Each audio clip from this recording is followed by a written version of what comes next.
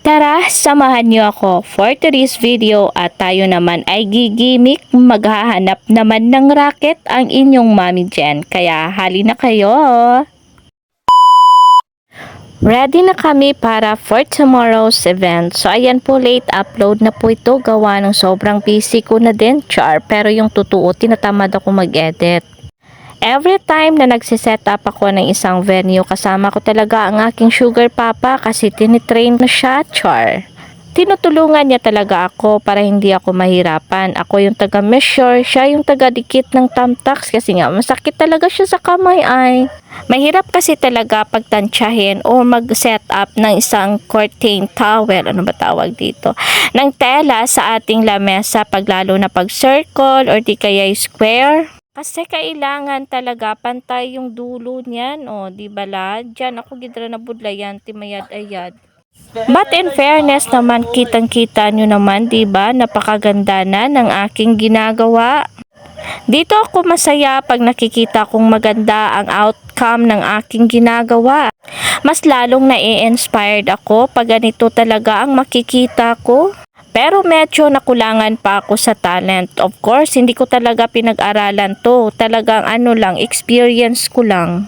And then, pag may makikita talaga ako na parang maganda siya sa paningin ko, ayan, pinag-aralan ko kung paano gawin.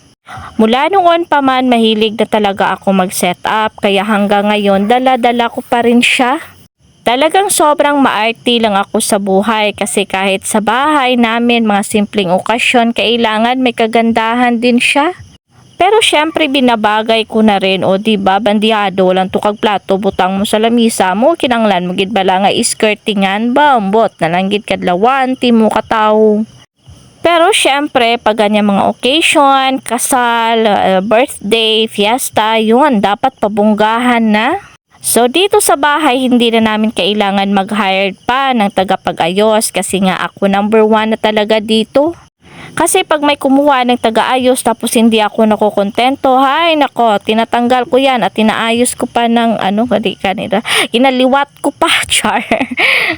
Kasi pag sa mata ko pa lang makikita ko na kung maganda talaga yung ginagawa nila, pag hindi, no comment, char. So ayan na po at tapos na po, kaya kung makikita nyo, style at design lang yan, o di bala, napaka-simple but elegant siya.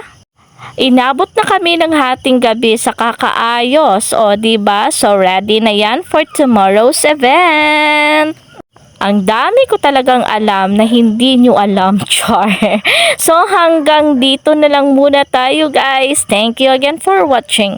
This is your Mommy Jen. Bye!